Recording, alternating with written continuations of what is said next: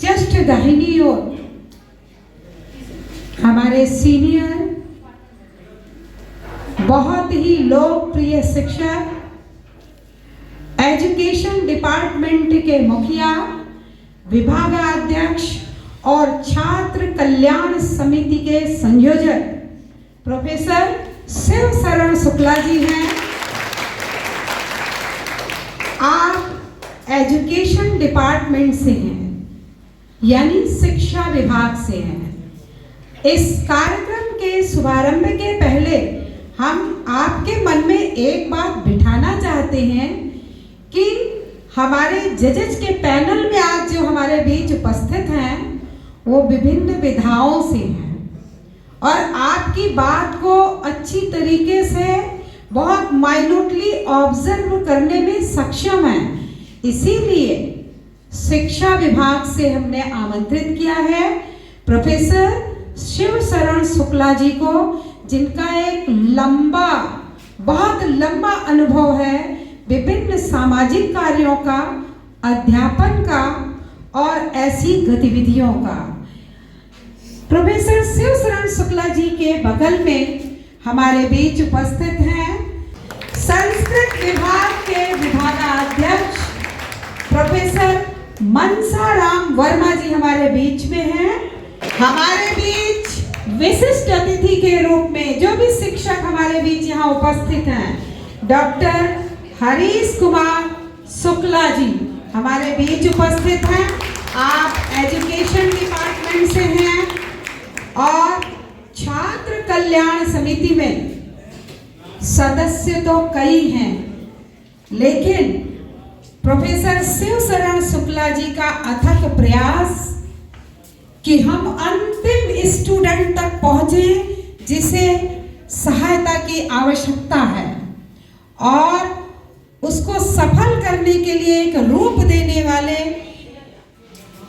हमारे अनुज डॉक्टर हरीश कुमार शुक्ला जी, जो एक एक बच्चे की फाइल तैयार कर रहे हैं। हमारे बीच मिलिट्री साइंस के हेड ऑफ द डिपार्टमेंट, पूर्व प्राचार्य और बहुत सारी सामाजिक सेवाओं से जुड़े हुए, इनके बारे में मुझे लगता है इनको अपने शब्दों में बांध पाना मेरे लिए बहुत कठिन है, क्योंकि इतनी विधाओं से सर जुड़े हुए हैं। और आप देख लीजिए डॉक्टर ओंकार पांडे जी पाठक जी जस्ट मेरे बगल हैं, दाएं हाथ। जब मैंने यहाँ ज्वाइन किया था बच्चों, तब मैंने इनको जैसा देखा था वैसा ही 30 साल बाद भी देख रही हूँ। आज के मुख्य अतिथि प्राचार्य Shri Lal Bahadur Shastri degree college Gonda professor Ravindra Kumar Pandey ji हमारे बीच हैं।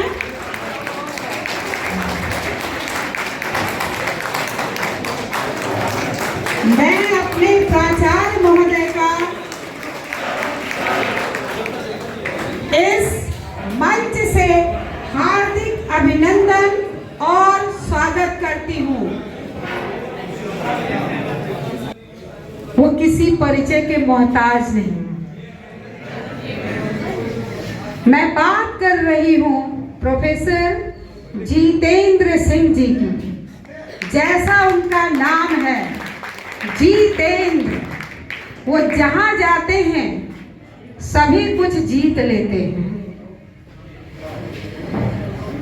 Professor Jitendra Singh physics department के हेड हैं, साथ ही साथ विभिन्न सामाजिक व्यवस्थाओं से, सेवाओं से जुड़े हुए हैं। हमारे महाविद्यालय की प्रगति में आपका बहुत बड़ा रोल है। जितने भी साइंस में नए नए विभाग खुले, यहाँ एग्रीकल्चर के जो बच्चे बैठे हैं, BCA, BBA, जो भी बच्चे यहाँ बैठे हैं, आज अगर आप इस कार्यक्रम के साक्षी हैं, यहाँ आप बैठे हैं, तो इसका सारा श्रेय महाविद्यालय के बहुत ही सीनियर प्रोफेसर जितेंद्र सिंह जी को जाता है। मैं चाहती हूँ करताल ध्वनि से आप इनका स्वागत करें। कार्यक्रम है नेहरू युवा केंद्र का, लेकिन वेन्यू है हमारा महाविद्यालय। तो मैं अपने महाविद्यालय की ओर से कार्यक्रम अधिकारी नेहरू युवा केंद्र श्री तरंग सारस्वत जी का मैं चाहती हूँ बच्चे जान जाएं कि कौन है तरंग सारस्वत जी। आपका भी इस मंच से हार्दिक अभिनंदन और स्वागत करती हूँ। प्राचार्य महोदय का सम्मान तिलक लगाकर हमारी छात्रा जो हमारे प्राचार्य के उज्जवल भविष्य की कामना करती हुई इसी क्रम में फिजिक्स डिपार्टमेंट के विभागाध्यक्ष प्रोफेसर जितेंद्र सिंह जी का तिलक लगाकर इनके उज्जवल भविष्य की कामना करती हुई हमारी छात्रा हमारे निर्णायक बंधुओं में जो सीनियर मोस्ट हैं डॉक्टर ओमकार पाठक जी को तिलक लगाकर इनके उज्जवल भविष्य की कामना करती हुई कि सर सदैव ऐसे ही दिखाई दें। इसी क्रम में सम्मान की अगली कड़ी में तिलक लगाती हुई प्रोफेसर शिव शरण शुक्ला जी का सम्मान करती हुई हमारी छात्रा अगले निर्णायक प्रोफेसर मनसा राम जी का स्वागत तिलक लगाकर किया जा रहा है। इसी क्रम में नेहरू युवा केंद्र के कार्यक्रम अधिकारी श्री तरंग सारस्वत जी का तिलक लगाकर स्वागत एजुकेशन डिपार्टमेंट के डॉक्टर हरीश शुक्ला जी का तिलक लगाकर स्वागत करती हमारी छात्रा एग्रीकल्चर से आए हुए हमारे कृषि संकाय के विभागाध्यक्ष डॉक्टर घनश्याम पांडे जी का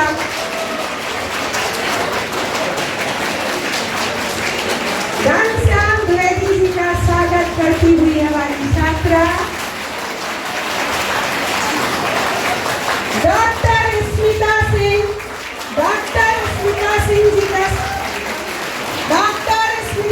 जी का तिलक लगाकर स्वागत करती हुई हमारी छात्रा डॉक्टर स्मृति शिशिर जी का तिलक लगाकर स्वागत करती हुई हमारी छात्रा। इसी क्रम में हमारी भूतपूर्व छात्रा और आज हमारी सहयोगी डॉक्टर प्रियंका श्रीवास्तव जी का तिलक लगाकर स्वागत करती हमारी छात्रा। और कार्यक्रम संचालन इससे बढ़िया कोई नहीं मिलेगा। इनका तिलक लगा करती हुई महाविद्यालय की छात्रा हमारे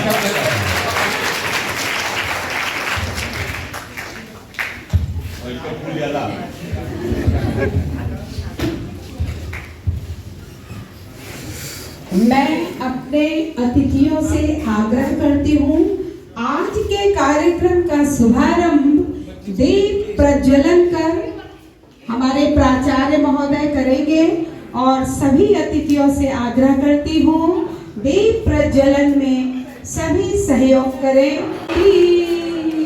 परम ज्योति दीप ज्योति जनार्दन दीपो हरतु मे पापम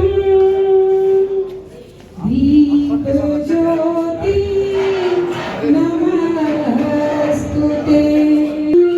संपदा द्वेष बुद्धि विनाशाय दीप ज्योति नमस्तुते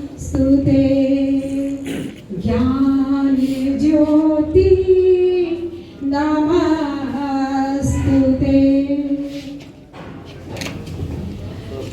हम मां सरस्वती का आवाहन करते हुए इस कार्यक्रम का शुभारंभ करेंगे। साथ ही अपने भाइयों से आग्रह करते हैं कि भारत की युवा शक्ति का प्रतीक स्वामी विवेकानंद जी के चित्र पर माल्यार्पण करें और इस कार्यक्रम का शुभारंभ करें। विद्यारूपेण संस्थितः नमस्तस्यै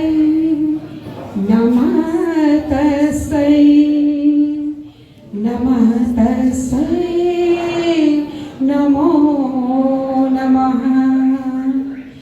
या देवी सर्वभूतेषु बुद्धिरूपेण संस्थिता नमस्तस्यै नमः तस्यै नमो नमः। हम अपने कार्यक्रम में आज स्वामी विवेकानंद जी को याद करते हुए, चूंकि 12 तारीख को हमें बड़ा प्रोग्राम करना है, आज जिला स्तरीय इस कार्यक्रम में हम स्वामी विवेकानंद जी को नमन करते हुए इस कार्यक्रम का शुभारंभ कर रहे हैं।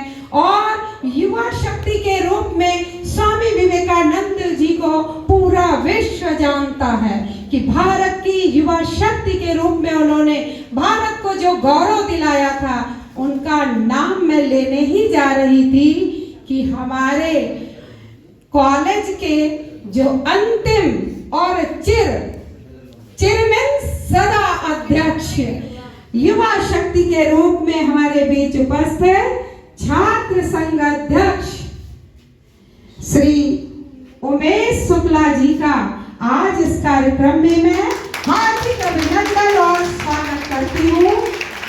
और मैं चाहती हूँ आप सभी अपने अध्यक्ष को पहचान लीजिए। मैंने इतना डायनेमिक अध्यक्ष अपने 30 साल के अध्यापन काल में नहीं देखा, जिस तरह छात्र संघ अध्यक्ष के रूप में मैंने उमेश शुक्ला जी को देखा। और ऊपर वाले की कृपा कि जब ये अध्यक्ष हुए उसके बाद से छात्र संघ चुनाव बंद हो गया, तो अब ये आजीवन अध्यक्ष हैं और सदैव आपके हित के लिए, जब भी आपके हित की कोई बात होती है और इनके कानों तक पहुंच जाती है, तो इनके पैर अनायास एलबीएस की ओर चल पड़ते हैं आपकी सहायता के लिए। तो ऐसे लोकप्रिय छात्र संघ अध्यक्ष का इस मंच से मैं हार्दिक अभिनंदन और स्वागत करती हूँ। मैं आग्रह करती हूँ प्रशिक्षक विनय श्रीवास्तव जी को का आप बैच लगाकर हमारे आज के मुख्य अतिथि हमारे प्राचार्य प्रोफेसर रविंद्र कुमार पांडे जी का स्वागत करें। डॉक्टर स्मिता सिंह जी से आग्रह करती हूँ कि आप फिजिक्स डिपार्टमेंट के विभागाध्यक्ष प्रोफेसर जितेंद्र सिंह जी को बैच लगाकर उनका स्वागत करें। स्वागत की अगली कड़ी में मैं आमंत्रित करती हूँ रजनीकांत तिवारी जी को। आप हमारे निर्णायक बंधु डॉक्टर ओंकार पाठक जी को बैच लगाकर उनका स्वागत करें। इसी क्रम में मैं आमंत्रित करती हूँ डॉक्टर स्मृति शिशिर जी को। आप हमारे निर्णायक समिति के वरिष्ठ सदस्य, हमारे महाविद्यालय के वरिष्ठ शिक्षक प्रोफेसर शिव शरण शुक्ला जी को बैच लगाकर उनका स्वागत करें। इसी क्रम में आमंत्रित करती हूँ मैं डॉक्टर प्रियंका श्रीवास्तव जी को।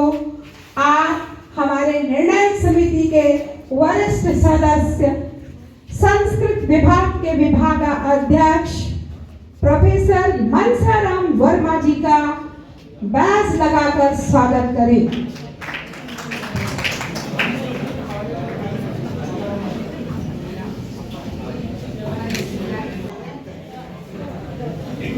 छात्र की ओर से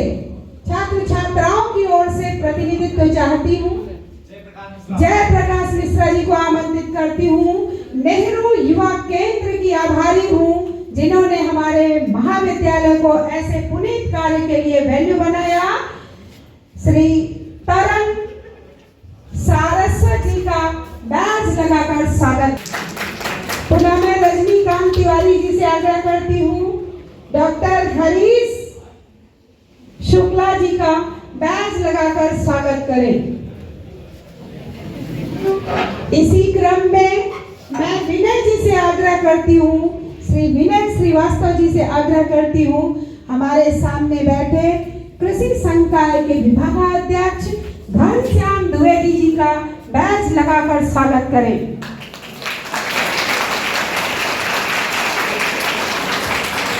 इसी क्रम में मैं किसी डायनेमिक छात्र को बुलाना चाहती हूँ जो अपने छात्र संघ अध्यक्ष को बैज लगाकर स्वागत करे और कल्पना करे कि कभी हम भी तुम्हारी तरह बनेंगे। कौन आएगा? क्या नाम है आपका? राम शिरोमणि तिवारी जी को आमंत्रित करती हूँ हमारे छात्र संघ अध्यक्ष श्री उमेश भेंट कर उनका स्वागत करें। और स्वागत की अगली कड़ी में मैं चाहती हूँ जोरदार तालियों से स्वागत कीजिए। यदि आप आज यहाँ बैठे हैं तो कल इस कार्यक्रम की पूरी रूपरेखा मेरे साथ जो सहयोग कर रही थी डॉक्टर प्रियंका श्रीवास्तव जी का स्वागत करें।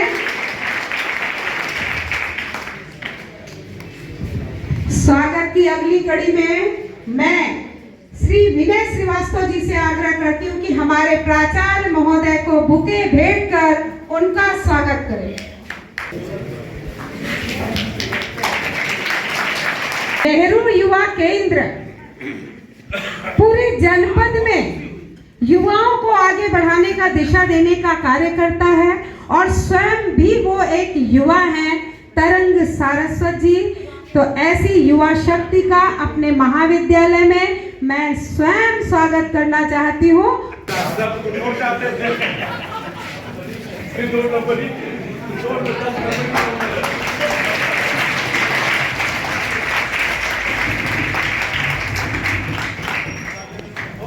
हमारे देवता समान होते हैं।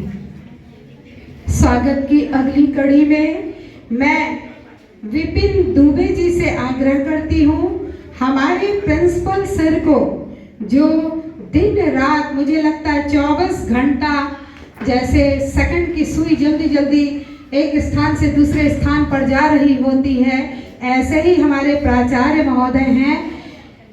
कब ये किस डिपार्टमेंट में पहुंच जाएंगे, कब ये प्राचार्य कक्ष में होंगे, कब ये किस डिपार्टमेंट के उत्थान के लिए सोच रहे होंगे, कब आप सभी बच्चों के कल्याण के लिए सोच रहे होंगे।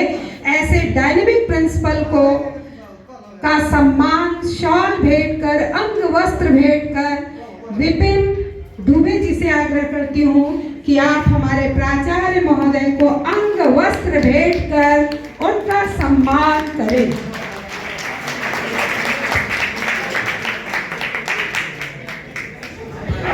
अब मैं अपने ऐसे सीनियर का सम्मान जिनको मैंने बिजली की गति से कार्य करते हुए देखा है और मुझे लगता है कि हमारे श्री लाल बहादुर शास्त्री डिग्री कॉलेज में एक साथ इतने विषय खोले गए जिसकी मैं साक्षी हूँ।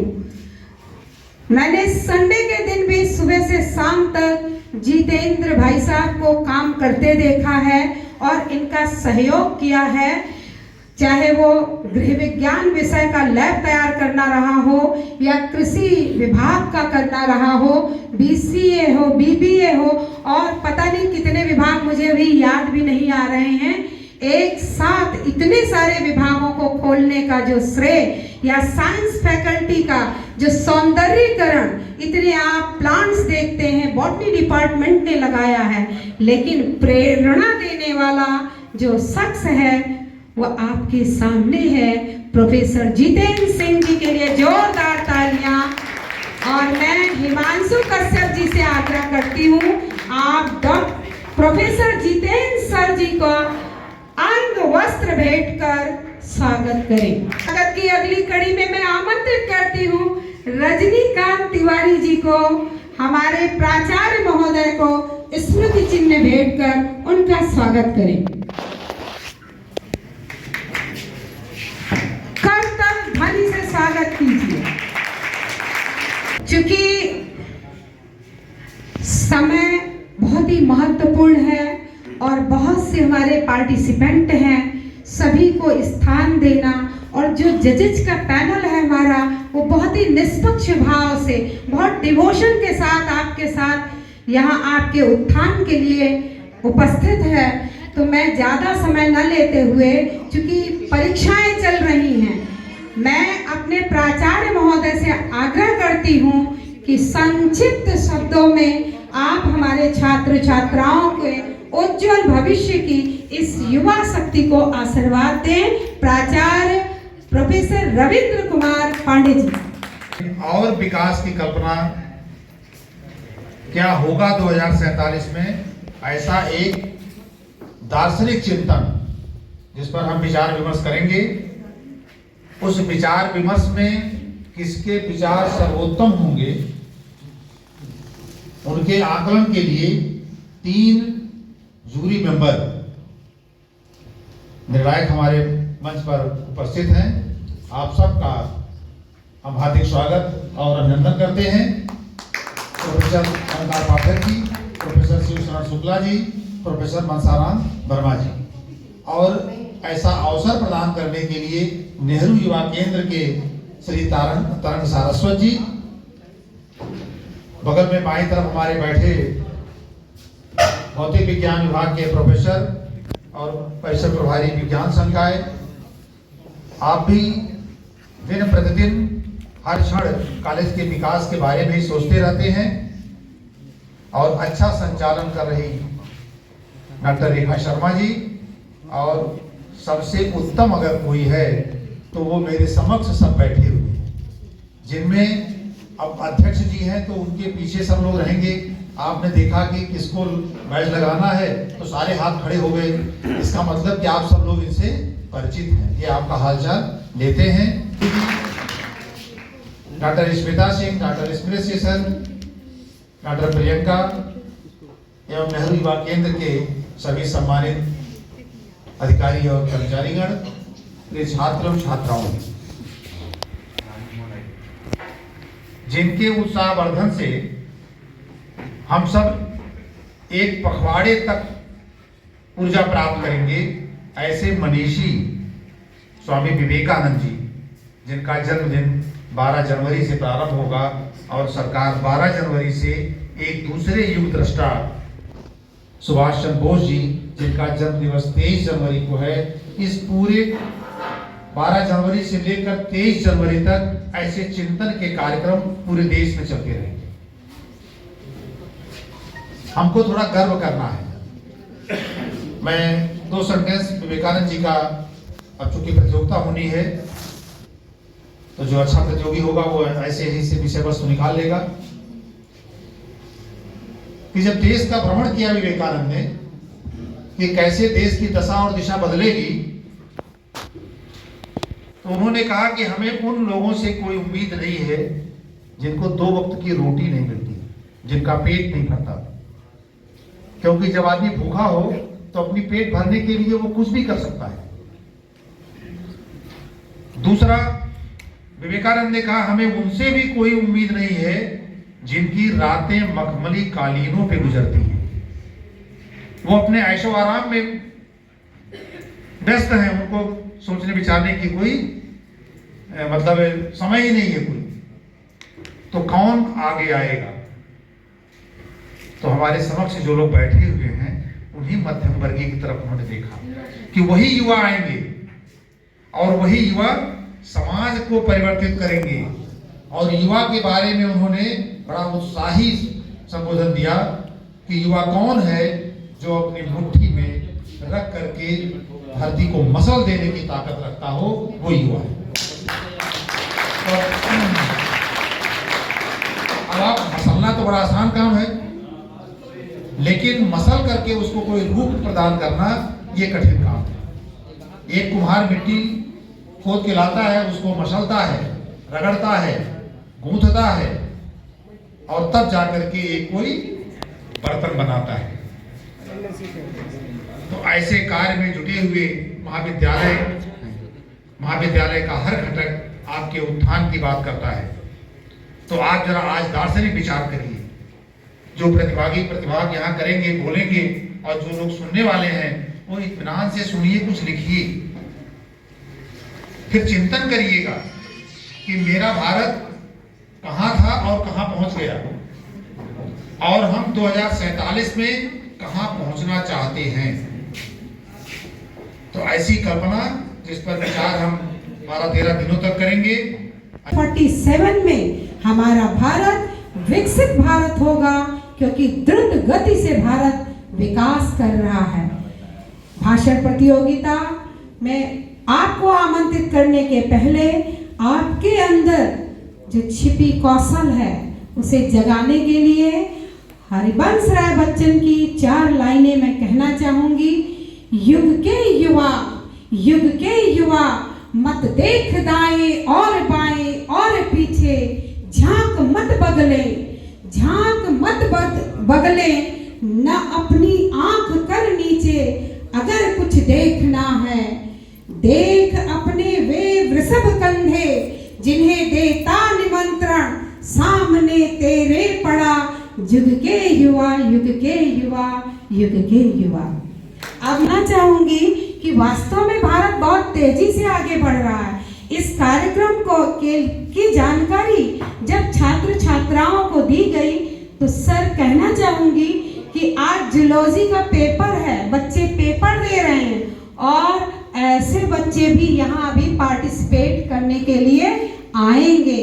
यानी आज भारत जाग चुका है, हर क्षेत्र में आगे बढ़ने के लिए आज का युवा तत्पर है।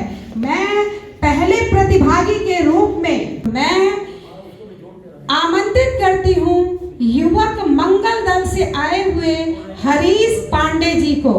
उत्तरम यत् समुद्रस्य हिमाद्रस्यो दक्षिणम वर्षम तत्र भारत नाम भारती यत्र संस्थिता। अर्थात जो समुद्र के उत्तर व हिमालय के दक्षिण में स्थित है वह भारतवर्ष है, और दक्षिणम वर्षम तत्र भारत नाम भारती यत्र संस्थिता। अर्थात जो समुद्र के उत्तर व हिमालय के दक्षिण भारतवर्ष स्थित है, हम सब उसकी संतानें हैं। मान भाव, ये भारत कल जगत गुरु था, पूरी दुनिया गूंज रही थी, भारत के गौरव की गाथा भूमंडल में गूंज रही थी। यह विश्व गुरु भारत आज इतना पीछे क्यों रह गया? इतना पीछे इसलिए रह गया क्योंकि ये विकसित नहीं हो पाया। इसे लोग सोने की चिड़िया कहते थे। इसका मुख्य उद्देश्य यह है कि हमारे देश में व्याप्त समाजवाद, धर्मवाद, जातिवाद जैसी कुरीतियों के कारण, हमारी दया, उदारता, बंधुता और सहिष्णुता के कारण तथा देश में व्याप्त जयचंदों के कारण, इन्हीं सब कारणों हमारा देश लगभग 200 वर्षों तक गुलाम रहा। दोस्तों, एक अटल जी की पंक्तियां हैं, दुनिया का इतिहास पूछता, रोम कहाँ, यूनान कहाँ, घर घर में शुभ अग्नि जलाता, वह उन्नत ईरान कहाँ। दीप बुझे परिचम गगन के, व्याप्त हुआ बरबर अंधियारा, किंतु तम की छाती को चीर चमका हिंदुस्तान हमारा। सत सत आघातों को सहकर जीवित हिंदुस्तान हमारा, जग के मस्तक पर रोली सा शोभित हिंदुस्तान हमारा, शोभित हिंदुस्तान हमारा। मान भाव, हम इतिहासों के पन्नों को पलट कर देखें तो इस देश के युवाओं ने अपनी जवानी कुर्बानी क्या कुछ नहीं दिया। अगर हमारे देश का युवा चाहे तो हमारा देश आज भी विश्व गुरु बन सकता है और विकसित हो सकता है। चित्रकार अगर चाहे तो रंगों से तस्वीर बदल सकता है, चित्रकार अगर चाहे तो रंगों से तस्वीर बदल सकता है, और अगर देश का युवा चाहे तो वह देश की तकदीर बदल सकता है, देश की तकदीर बदल सकता है। अगर हम बात करें देश के विकसित होने की, तो विकसित होने का शाब्दिक अर्थ यहाँ यह होगा कि वह देश, जिस देश की जीडीपी यानी सकल घरेलू उत्पाद वह प्रति व्यक्ति आय जितनी अधिक होगी, वह देश उतना ही अधिक विकसित होगा।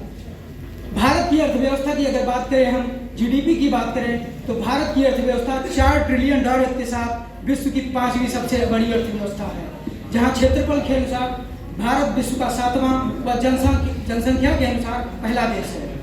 यही बात आप सभी को देश की अर्थव्यवस्था का मुख्य आधार पता होना चाहिए।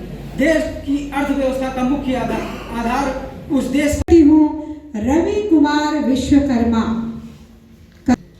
को मेरा नमस्कार। सबसे पहले मैं आप सभी को धन्यवाद करना चाहता हूं कि मैं आप सभी को मुझे इस मंच पर आकर बोलने का अवसर प्रदान किया, यह मेरे लिए बहुत गर्व की बात है। मेरा नाम Ravi Kumar Vishwakarma, LBS PG college class BSc का छात्र हूं। मैं आप सभी को सामने एक भाषण प्रस्तुत करना चाहता हूं, जिसका विषय मेरा भारत विकसित भारत 2047 है। आशा करता हूं आप इसे ध्यानपूर्वक सुनेंगे और मुझसे अगर कोई त्रुटियां होगी तो मुझे क्षमा करना।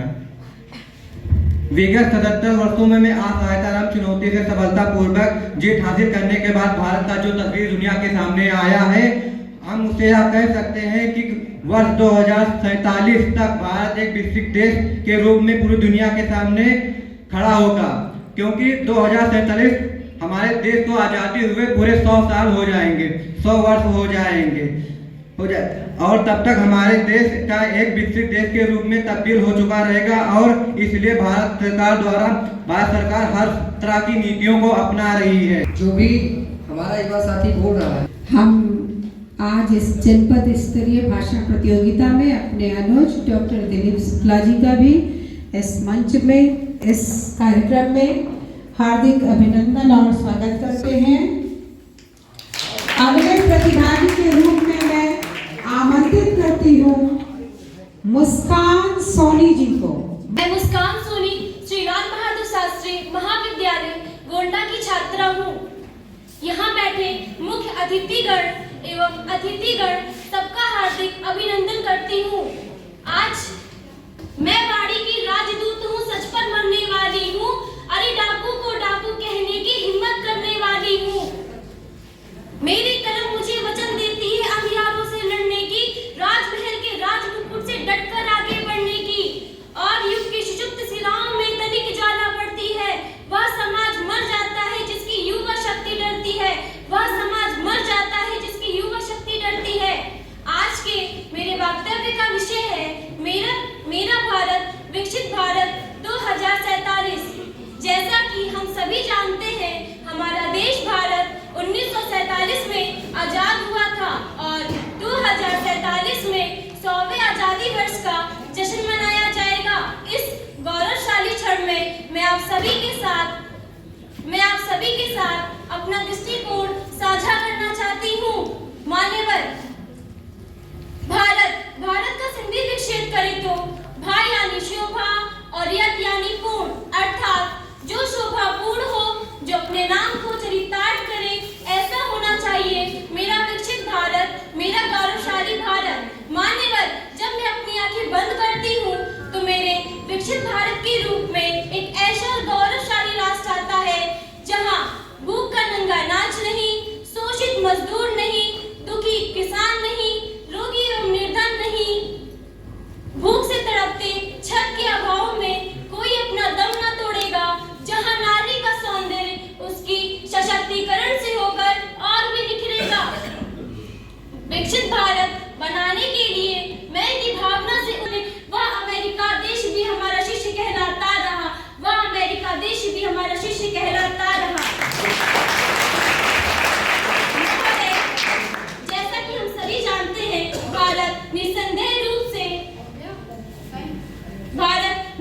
रूप से विस्तृत सांस्कृतिक विरासत का धनी है। यहाँ विभिन्न जातियां समुदाय आपस में सद्भावना के साथ मिलजुल कर रहते हैं, परंतु कुछ बहुत ही सराहनीय प्रयास।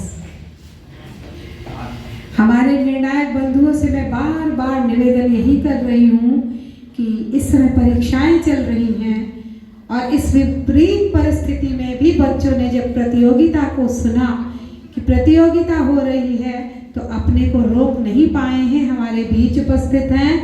युवा देश है, युवा रहेंगे, भारत को समृद्ध करेंगे।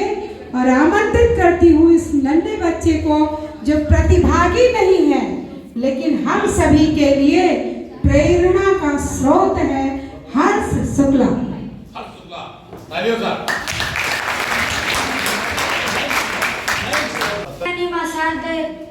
सम्मानित निर्णायक दल, माननीय संयोजक जी एवं इस महाविद्यालय के छात्र छात्राओं, जैसा कि आप सभी जानते हैं कि आज से 2 साल पहले सन 2022 में स्वतंत्रता दिवस के दिन हमारे माननीय यशस्वी प्रधानमंत्री श्री नरेंद्र मोदी जी ने लाल किले के प्राचीर से संबोधित होते हुए कहा था कि आज हम आजादी का 75वां वर्ष मना रहे हैं। अब हम केवल 25 वर्ष दूर हैं आजादी का 100वां वर्षगांठ मनाने को।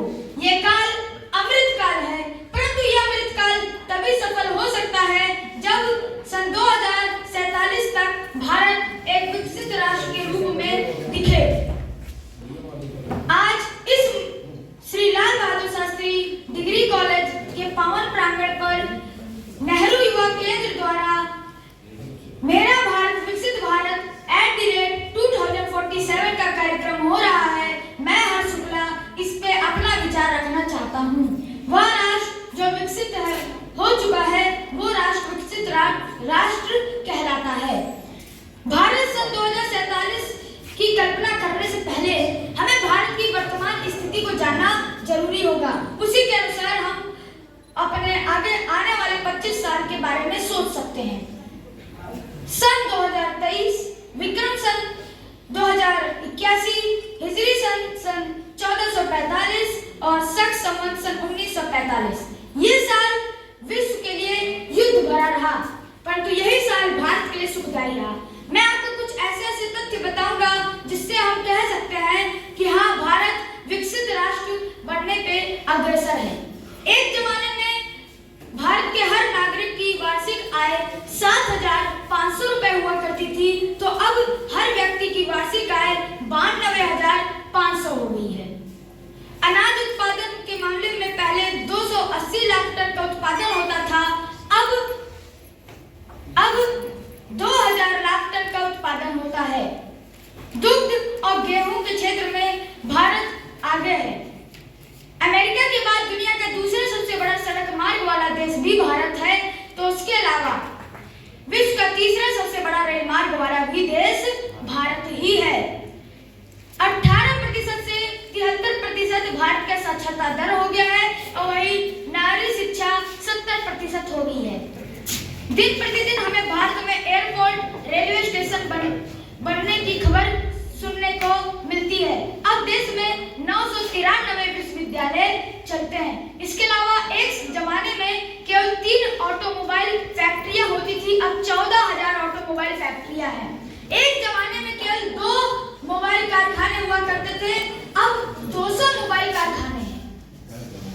ये तो हो गई अच्छी बातें, पर इसके साथ साथ कुछ ऐसी भी खराबियां हमने इस साल देश में देखी है जो कि भारत को विकसित राष्ट्र बनाने में बाधा पहुंचाती है। जैसा कि लोगों के अंदर धार्मिक, जातीय, लैंगिक और रंग के रूप में भेदभाव। 30% महिलाएं अभी भी अशिक्षित हैं। नदियां, तालाब खराब हैं। वायु प्रदूषण की समस्या देश को झेलनी पड़ती है। सबसे गंदे शहरों में राजधानी दिल्ली का दूसरा स्थान आता है। लोग स्वच्छता की महत्ता को नहीं समझ रहे हैं। दिन प्रतिदिन हमें सड़क दुर्घटनाओं की समाचार सुनने को मिलते हैं। विश्व में सबसे ज्यादा जनसंख्या वाला देश भारत है, ये ठीक बात है, परंतु भारत का जितना जनसंख्या है वो विश्व का 17.4% है, परंतु जो भारत का जो क्षेत्रफल है वो विश्व का 2.4% है। आप समझ सकते हैं 17% विश्व की जनता 2% के क्षेत्रफल वाले में देश में निवास कर रही है। और यही कारण है कि देश के ज्यादातर लोग बेघर हैं, भुखमरी का शिकार हैं, बेरोजगार हैं और अशिक्षित हैं। बेरोजगारी का प्रतिशत 7.80 है, ये भी जान के रखिए। तो ये सब जो चीजें हैं ये भारत को विकसित राष्ट्र बनाने में रोकती हैं। अब इन सब पे सोच विचार के हम ये सोचें कि भारत सन 2047 में कैसा दिखना चाहिए और कैसा होना चाहिए। सर्वप्रथम भारत में 200 से 400 मोबाइल कारखाने हो जाए, क्योंकि भारत मोबाइल के मामले में विश्व का 20% हिस्सा लेता है। चिप डिजाइनर के मामले में भारत से पहले चाहती हूँ भागी के रूप में आमंत्रित करती हूँ मैं नंदिनी शुक्ला कुमारी। भारतीय ज्ञान परंपरा को प्रणाम करती हूँ। मैं नंदिनी शुक्ला माँ बागेश्वरी को प्रणाम करती हूँ। महनीय मंच एवं आपकी पुण्य उपस्थिति को प्रणाम करती हूँ कि जैसा कि विष्णु पुराण में उल्लिखित है कि उत्तरम यः समुद्रस्य हिमाद्रस्य यो दक्षिणम वर्षतत् भारतम नाम भारती यत् संस्थिता। हम सभी इस परंपरा के पोषक हैं कि जहाँ गार्गी याज्ञवल्क्य जैसे ऋषियों का शास्त्रार्थ हुआ, जिसको पराजित करने में हमारी स्त्रियों का ही योगदान था। वो स्वयं को स्वीकार नहीं की, किंतु अपने ऋषियों को ही स्वीकार की। प्रिया शुक्ला जी को आमंत्रित करने के पहले मैं आप सभी का आह्वान करते हुए कहना चाहूंगी, अब हर युवा ने यह ठाना है भारतवर्ष को बीपीएल मुक्त बनाना है। आप बीपीएल मुक्त समझते होंगे ना? तो भारत को बीपीएल मुक्त बनाने के लिए आपको उठना होगा, चलना होगा और भारत को आगे बढ़ाने के लिए सकारात्मक प्रयास करना होगा। आमंत्रित करती हूँ हमारे एलबीएस डिग्री कॉलेज की बहुत ही होनहार छात्रा, कहते हैं ना होनहार बिरवान के होत जीतने पार। इस बच्ची को मैं तब से जानती हूँ जब ये 6 या 7th में पढ़ती थी और कभी भी डिस्ट्रिक्ट साइंस क्लब का प्रोग्राम अगर इस बच्ची के विद्यालय में, ये शायद राष्ट्रीय इंटर कॉलेज बालपुर की छात्रा थी, मैं देखती थी छोटी सी बच्ची और सबसे अच्छा प्रेजेंटेशन वहाँ करती थी। इसको मैं देखती हूँ गेम्स के क्षेत्र में इसने एक रिकॉर्ड कायम किया है और आज आपके बीच देखिए भाषण प्रतियोगिता में भी ये पार्टिसिपेट कर रही है। तो ऐसा मत सोचिएगा कि प्रिया शुक्ला ही मुझे प्रिय है।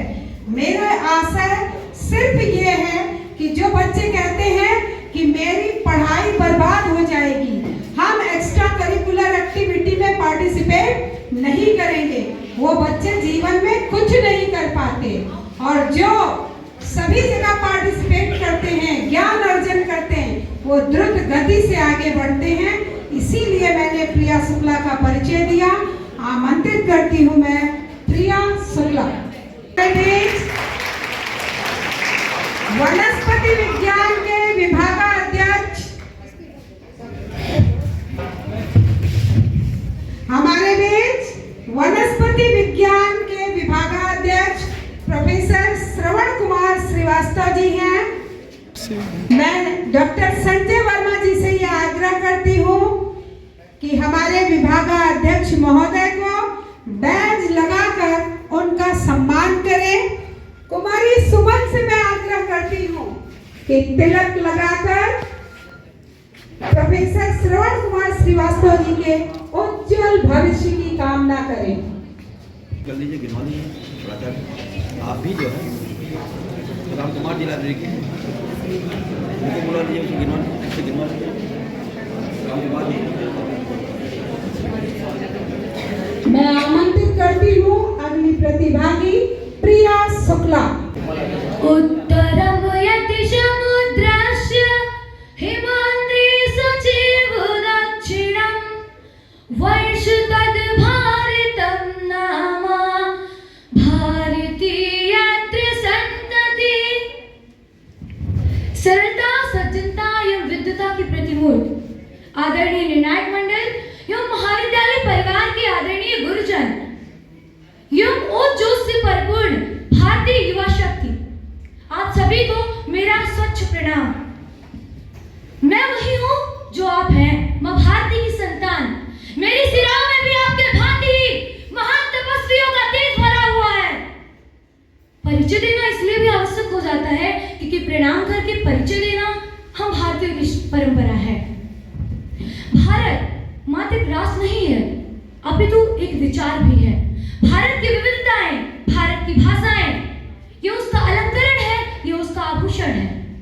मेरा भारत यहाँ हर दिन एक पर्व है। संस्कृति नहीं हमारा गर्व है। मगर दिखाया करते हैं कुछ लोग देश की गरीबी, आतंकवाद, भ्रष्टाचार, गंदी पॉलिटिक्स हमारे यहाँ है। वो अंदेश रंगों के देश की सुंदरता से परिचित कहाँ है? कि वो अंदेश रंगों के देश की सुंदरता से परिचित कहाँ है? उत्तर में हिमालय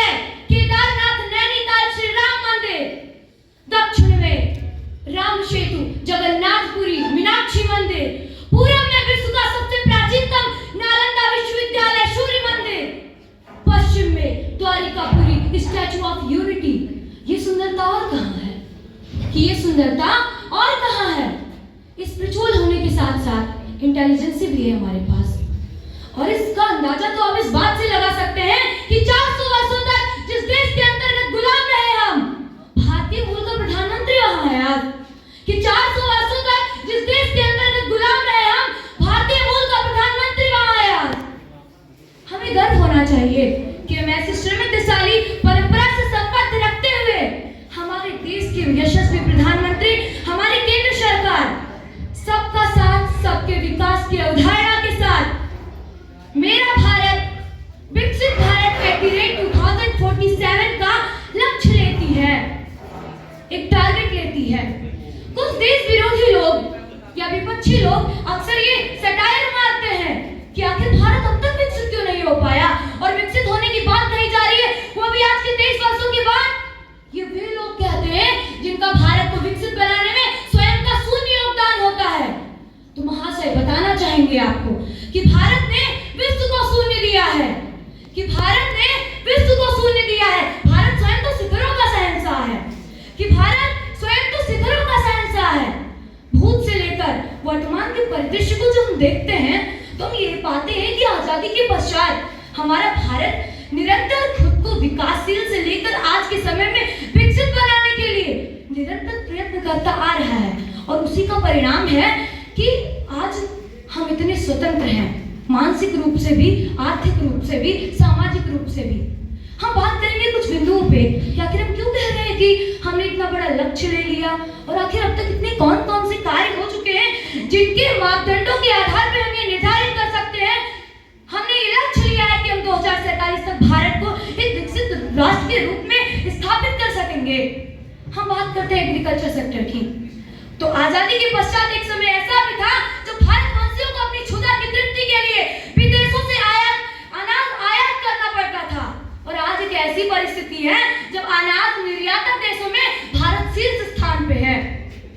बस यही नहीं, गत वर्ष 2023 में मिलेनियम ईयर के रूप में हम पाते हैं कि श्री अन्न की स्वास्थ्यवर्धक उपयोगिता को भारत एक ऐसा देश है जिसने विश्व पटल पे उसको प्रतिस्थापित किया है, लोगों के समक्ष उस बात को पहुंचाया है। हम बात करते हैं साइंस टेक्नोलॉजी की, तो हमने कोरोना पीरियड में देखा है कि भारत एकमात्र सर्वप्रथम ऐसा देश था जिसने कोरोना वैक्सीन को पहले लॉन्च किया। हम स्पेस टेक्नोलॉजी की बात करते हैं, तो जितनी बजट में अमूमन एक हॉलीवुड की मूवी नहीं बन सकती है, उतनी बजट में भारत आज चंद्रमा पे है, कि उतनी बजट में भारत आज चांद पे है, वो भी एक विश्व कीर्तिमान के साथ। चंद्रमा के दक्षिणी ध्रुव पे पहुंचने वाला एकमात्र देश है, वो है हमारा आर्यवर्त, वो है हमारा भारत। बस यही नहीं रुकी भारत की विकास की यात्रा, हमने ऊर्जा के सबसे बड़े स्रोत सूर्य के पास भी अपना मिशन गत 2-3 दिन पूर्व ही आदित्य लॉन्च किया हुआ है। जनमानस की बात करें तो प्रधानमंत्री जन धन योजना, माताओं के लिए कन्या माताओं के लिए उज्ज्वला योजना, बहनों के लिए कन्या सुमंगला योजना, भारत का डिजिटलीकरण जैसे मिशन, स्वच्छ भारत की दृष्टि से स्वच्छता में हम देखते हैं तो स्वच्छ भारत जैसे बहुआयामी मिशन ये हमारे भारत में चल रहे हैं। यदि हम इकोनॉमी की बात करते हैं तो विश्व के अधिकतम देशों की जहां जीडीपी लगातार घट रही है, प्रति व्यक्ति आय जहां तक घट रही है, वही भारत की प्रति व्यक्ति आय जीडीपी बढ़ रही है। भारत विश्व में 5वीं सबसे बड़ी अर्थव्यवस्था बन चुका है, और इसी का उदाहरण है कि भारत G20 जैसे बड़े सम्मेलन का आयोजन कर रहा है। ये स्वरूप है हमारे विकसित भारत का। यदि हम इन सारे, ये तो मात्र कुछ बिंदु थे, ये तो मात्र कंस था। यदि पूरे भारत की विकसित यात्रा सुनाने लग जाएंगे तो दशक बीत जाएंगे। अब हम बात करेंगे अपने इस उद्देश्य, अपने इस भाषण के अंतिम खंड की, कि आखिर इसके पश्चात हम ऐसा क्या करें, हम ऐसे कौन-कौन से सुधार को अप्लाई करें जिससे हम अपने भारत को 2047 तक विश्व पटल पे स्थापित कर सकते हैं। तो पहले हम बात करेंगे कि हमें अपनी जनसंख्या वृद्धि के मद्देनजर हमें अपनी जीडीपी वृद्धि, हमें अपनी प्रति व्यक्ति आय को बढ़ाना होगा। उसके लिए हमें स्वरोजगार के अवसरों को भुनना होगा।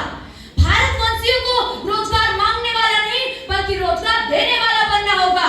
हमें अपने देश की बेरोजगारी, बेकारी को खत्म करना होगा, और उसका कार्य जब हम तब कर पाएंगे, उसका कार्य हम एक अच्छी केंद्र सरकार के नेतृत्व में कर पाएंगे जो वर्तमान में हो रहा है। द्वितीय बिंदु,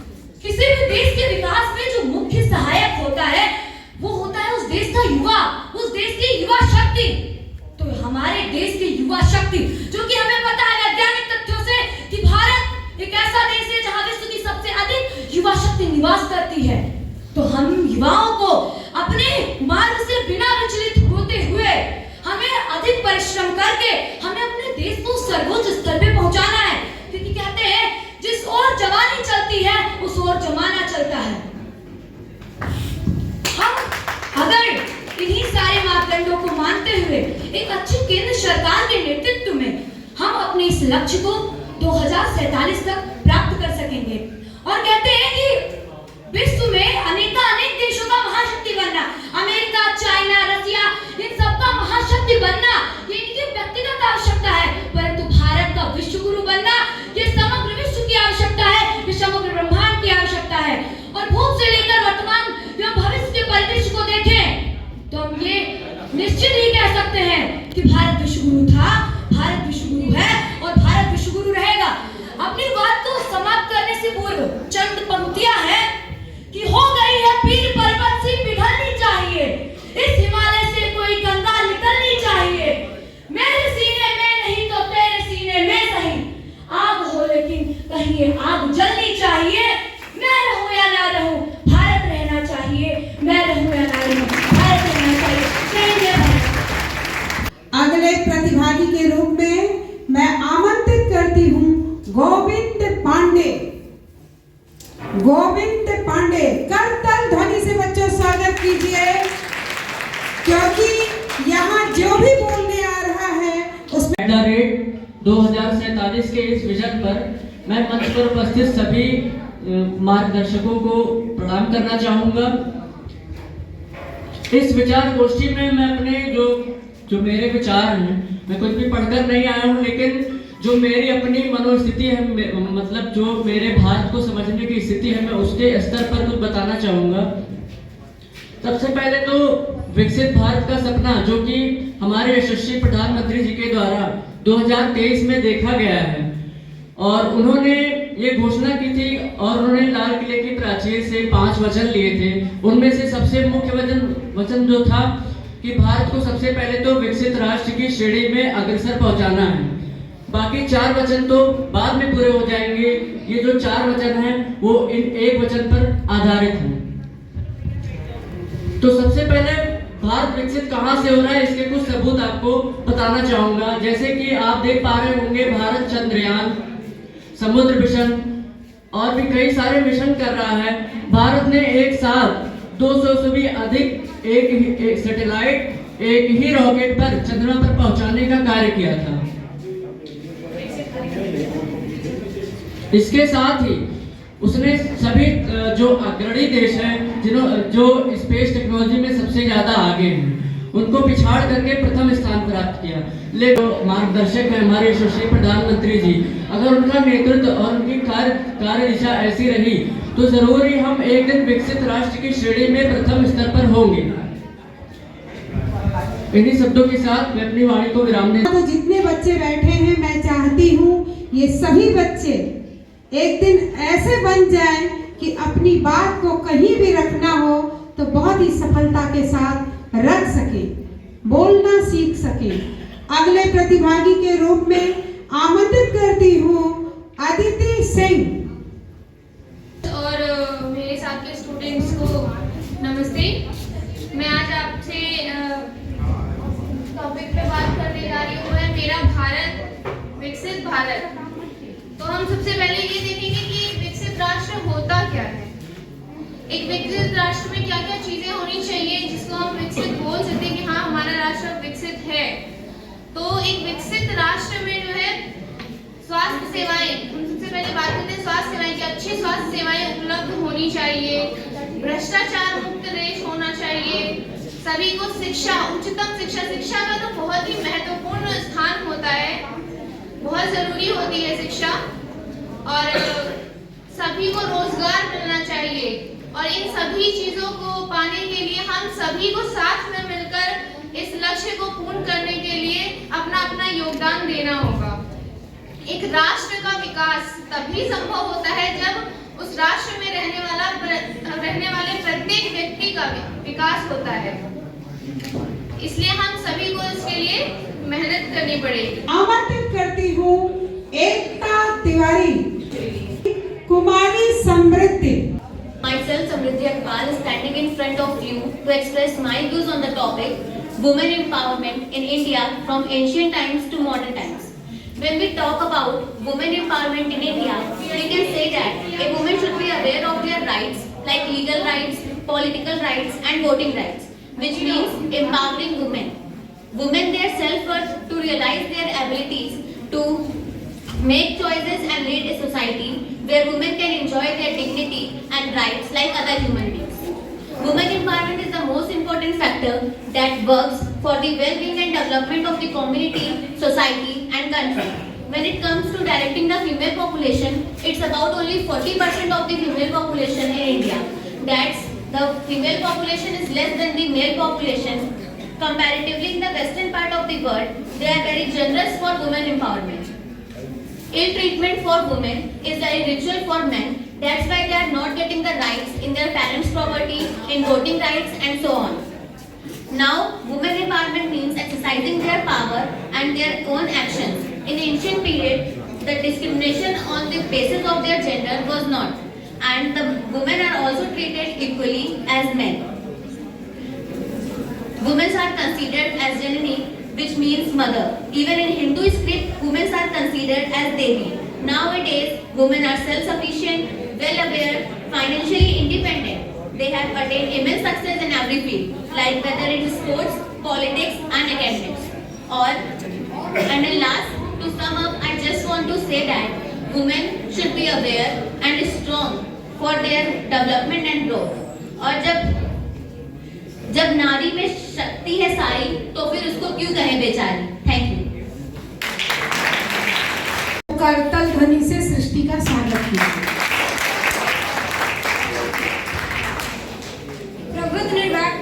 प्रबुद्ध निर्माण मंडल एवं उपस्थित सभी युवा साथियों प्रावादिकों का मैं नमस्कार करती हूँ। मैं छात्रा सृष्टि से BBF का सेमेस्टर की छात्रा हूँ। मैं आप सभी के समक्ष एक लक्ष्य, विकसित भारत का लक्ष्य लेकर आप सभी पर विचार करने जा रही हूँ।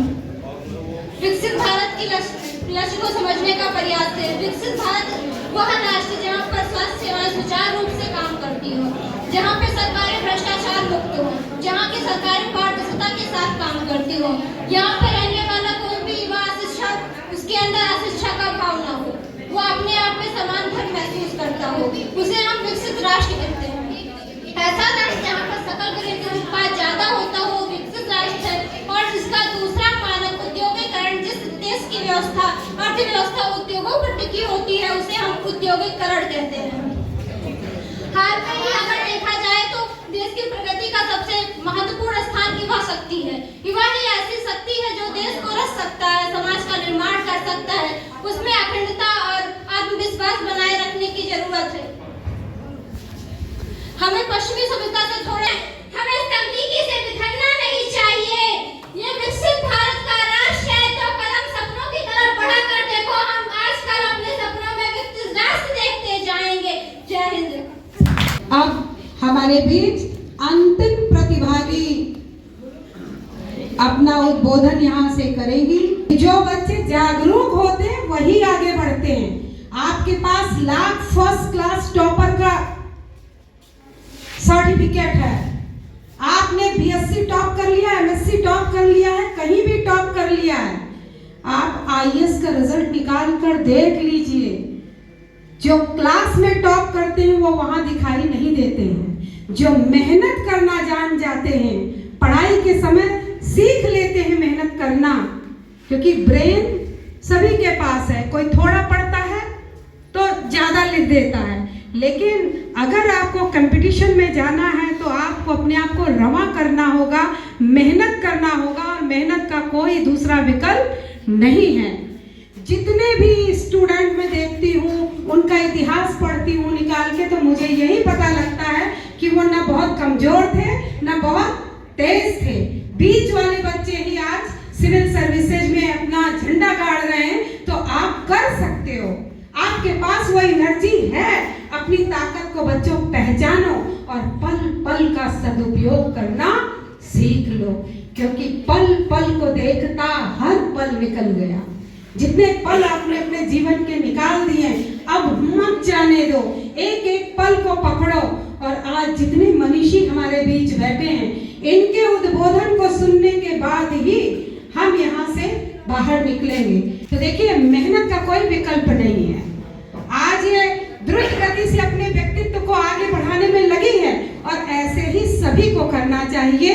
अब मैं आपको, आप आए और अपने विचार मेरा भारत विकसित भारत @ 2047 पर रखें। और ये हमारी अंतिम प्रतिभागी हैं। इसके बाद हम अपने मंचासीन अतिथियों का आशीर्वाद लेंगे, उद्बोधन सुनेंगे और आप सभी को सर्टिफिकेट दिया जाएगा। इसके बाद ही यहाँ से हम प्रस्थान करेंगे।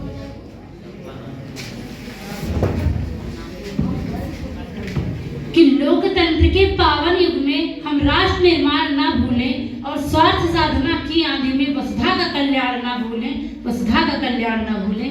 इस सभा में उपस्थित सभी शिक्षकगण, मेरे प्रिय साथियों और अतिथिगण को मैं इस मंच की तरफ से सादर प्रणाम करना चाहूंगी। और मैं बताना चाहूंगी कि जब हमारा यह देश, हमारा यह भारत आजादी का 100वां वर्ष पूरा कर रहा होगा, तो यह सिर्फ अमृत काल ही नहीं बल्कि विश्व गुरु के रूप में इसे प्रस्तुत करना होगा। और हमारा वह विश्व गुरु के रूप में इसे हम कब प्रस्तुत करेंगे, इसके लिए हमारे प्रधानमंत्री नरेंद्र मोदी जी ने 5 प्रण दिए हैं हमारे युवाओं को जागरूक करते हुए। 5 प्रण दिए, जिसे हम पंच प्रण के नाम से जानते हैं। 2047 का पंच प्रण कैसा होगा? उन्होंने 5 प्रण दिया। हमारा पहला प्रण था हमारा विकसित भारत। हमें अपने देश के प्रति हमेशा दृढ़ संकल्पित होना चाहिए। जब तक हमारे अंदर की ऊर्जा जागृत नहीं होंगी, हमारी युवा शक्तियां जागृत नहीं होंगी, तब तक हमारे देश का नवनिर्माण नहीं हो सकता।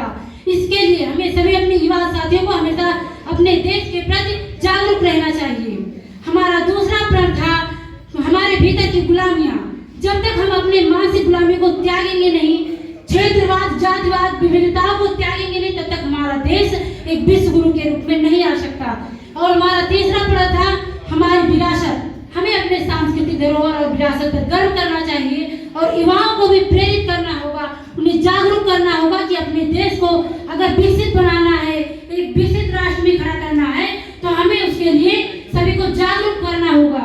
और हमारा चौथा प्रण था हमारी एकता और अखंडता। जब तक हमारी युवा शक्तियां एकता के सूत्र में नहीं बनेंगी, हर कोई एकता के सूत्र में नहीं होगा, तब तक हमारे भारत का निर्माण नहीं हो सकता। आज हमारा भारत देश सिर्फ पृथ्वी पर ही इतिहास नहीं बल्कि आसमान में चंद्रमा और सूरज तक का इतिहास रच रहा है। हमारा भारत 14 जुलाई सन 2023 में 14 जुलाई को चंद्रयान 3 भेजकर विश्व गुरु बना है। जिसे चंद्रयान 3 को उत्तरी ध्रुव पर भेजा, दक्षिणी ध्रुव पर भेजकर हमारा भारत देश पहला विश्व में प्रथम स्थान प्राप्त किया है। और चंद्रयान 3 के बाद इन्होंने आदित्य L1 लॉन्च किया, जिसका पूरा नाम है लैंडराइज पॉइंट। ये पृथ्वी के और 2 ग्रहों के बीच का वह सेंटर होता है जहां पर ना तो इधर ही अट्रैक्शन होता है ना इधर। बताओ, हमारा भारत देश 2047 में जब 1947 में जब ये आजाद हुआ था, तब ये कितनी लो पीढ़ी पर था। आज उसमें प्रगति हुई और प्रगतियों के टेक्निकल के क्षेत्र में भी हमारा भारत प्रथम स्थान पर हो गया। और कृषि के क्षेत्र में देखा जाए तो हमारा भारत दाल उत्पादक, आलू उत्पादक, गन्ना उत्पादक तमाम तरह के क्षेत्रों में प्रथम स्थान पर है। तो हे युवा साथियों, मैं आप सभी को यही प्रेरणा देना चाहूंगी कि जब हमारी युवा पीढ़ियां जागृत होंगी, तभी जाके हमारे भारत का नवनिर्माण हो पाएगा। और फिर मैं कहना चाहूंगी कि जो युवा पीढ़ी आज 2047 में 23 वर्ष का है या 2024 में 23 वर्ष का है, वह 2047 तक 47 वर्ष का हो जाएगा। वही अब निर्धारित करेगा कि हमारा भारत का कर्म कैसा होगा। तो इसलिए सभी युवा पीढ़ियों को जागृत करना होगा और उन्हें अपने देश के प्रति हमेशा जागरूक रहना होगा, तब जाके हमारे भारत का नवनिर्माण हो पाएगा। सत्यनिष्ठा के साथ आत्मनिर्भरता को अपनाना है। 2047 तक भारत को विश्व गुरु बनाना है। ताकि सत्यनिष्ठा के साथ आत्मनिर्भरता को अपनाना है। 2047 तक भारत को विश्व गुरु बनाना है। धन्यवाद। जिनको हम मंच पर एक साथ देख रहे हैं, सभी का आशीर्वाद और सभी के आशीर्वचन के साथ उनका 2047 में आप कैसे भारत को विकसित भारत बनाएंगे, जिनको मैं अपने अभिभावक के रूप में देखती हूँ। महाविद्यालय में बहुत लंबी सेवा करने के बाद, सेवानिवृत्त होने के बाद आज समाज की सेवा से जुड़ गए हैं।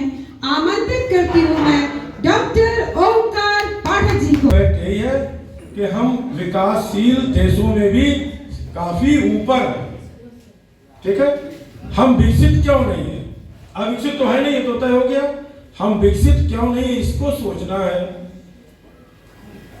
हमारी आजादी के जो शताब्दी हम मनाने वाले हैं 2047 में, उसका 3/4 हिस्सा बीत गया।